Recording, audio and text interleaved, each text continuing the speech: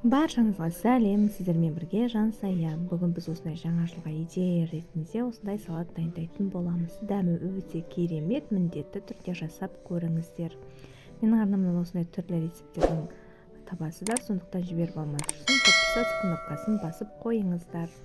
Салатты дайындау үшін бізде үш ақ ингредиент қажет болады.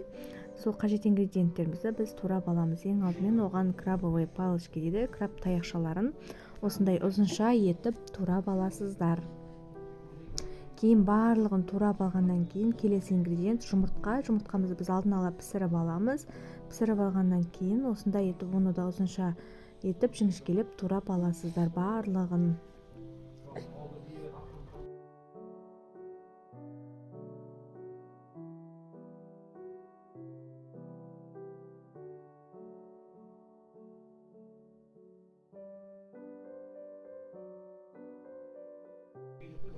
Және де тағы да бір ингредиент, ол бізде кореше морковь. Оны біз алдын ала үккіштен өткізіп, бұрышымызды, тұзымызды, приправамызды қосып дайындап қоясыздар.